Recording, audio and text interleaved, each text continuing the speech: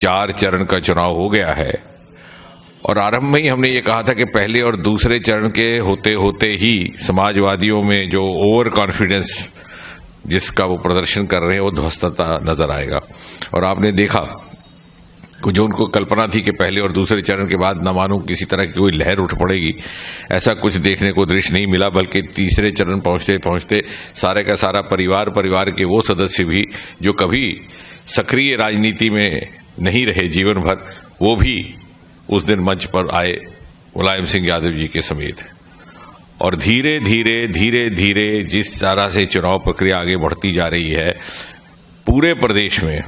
सारे के सारे उत्तर प्रदेश राज्य में लोगों का समर्थन उत्साह भाजपा के प्रति दिन प्रतिदिन बढ़ता जा रहा है। और अब धीरे धीरे हम पूर्व से लेकर पश्चिम की ओर आए हैं तो ये उत्साह और ज्यादा और अधिक बढ़ता हुआ नजर आता है।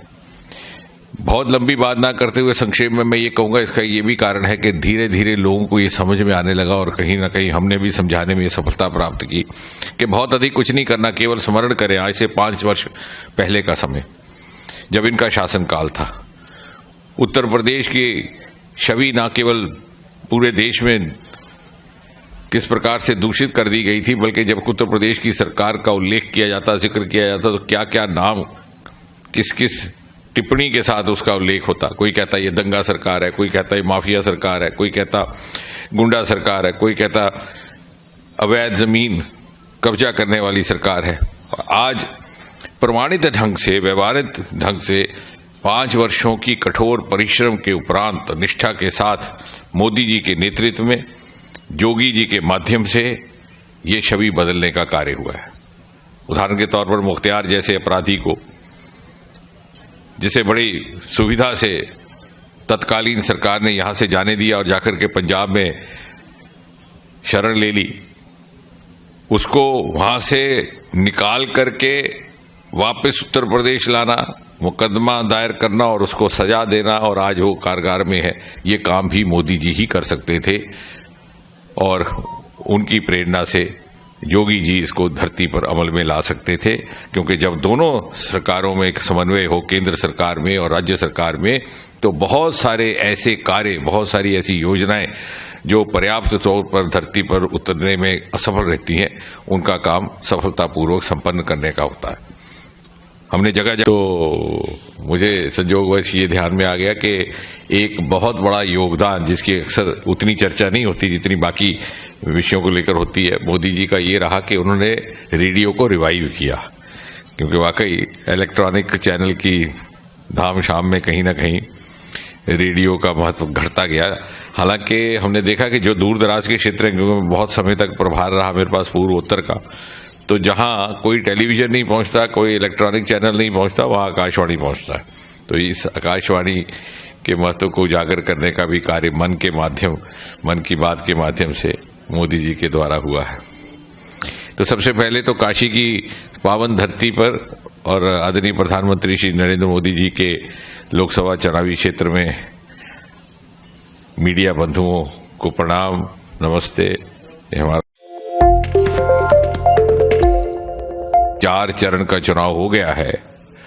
और आरंभ में ही हमने ये कहा था कि पहले और दूसरे चरण के होते होते ही समाजवादियों में जो ओवर कॉन्फिडेंस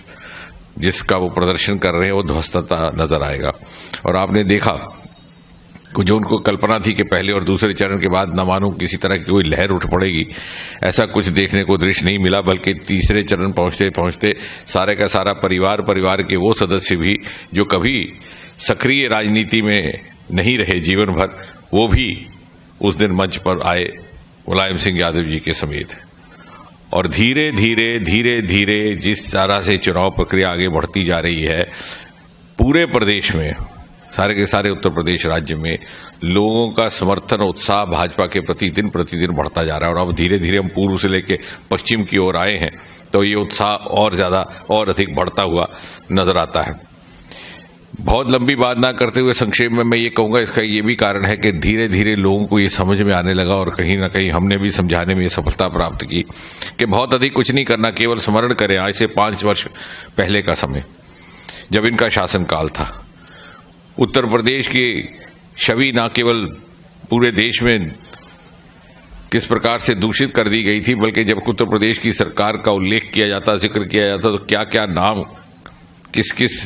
टिप्पणी के साथ उसका उल्लेख होता। कोई कहता ये दंगा सरकार है, कोई कहता ये माफिया सरकार है, कोई कहता गुंडा सरकार है, कोई कहता अवैध जमीन कब्जा करने वाली सरकार है। और आज प्रमाणित ढंग से, व्यवहारिक ढंग से 5 वर्षों की कठोर परिश्रम के उपरांत निष्ठा के साथ मोदी जी के नेतृत्व में, जोगी जी के माध्यम से ये छवि बदलने का कार्य हुआ है। उदाहरण के तौर पर मुख्तियार जैसे अपराधी को, जिसे बड़ी सुविधा से तत्कालीन सरकार ने यहां से जाने दिया और जाकर के पंजाब में शरण ले ली, उसको वहां से निकाल करके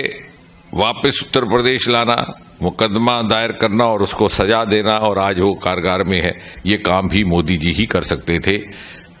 और उनकी प्रेरणा से योगी जी इसको धरती पर अमल में ला सकते थे। क्योंकि जब दोनों सरकारों में एक समन्वय हो, केंद्र सरकार में और राज्य सरकार में, तो बहुत सारे ऐसे कार्य, बहुत सारी ऐसी योजनाएं जो पर्याप्त तौर पर धरती पर उतरने में असफल रहती हैं, उनका काम सफलतापूर्वक संपन्न करने का होता है। हमने जगह तो मुझे संयोगवश ये ध्यान में आ गया कि एक बहुत बड़ा योगदान, जिसकी अक्सर उतनी चर्चा नहीं होती जितनी बाकी विषयों को लेकर होती है, मोदी जी का ये रहा कि उन्होंने रेडियो को रिवाइव किया। क्योंकि वाकई इलेक्ट्रॉनिक चैनल की धाम शाम में कहीं ना कहीं रेडियो का महत्व घटता गया। हालांकि हमने देखा कि जो दूर दराज के क्षेत्र हैं, क्योंकि बहुत समय तक प्रभार रहा मेरे पास पूर्वोत्तर का, तो जहां कोई टेलीविजन नहीं पहुंचता, कोई इलेक्ट्रॉनिक चैनल नहीं पहुंचता, वहां आकाशवाणी पहुंचता है। तो इस आकाशवाणी के महत्व को उजागर करने का भी कार्य मन की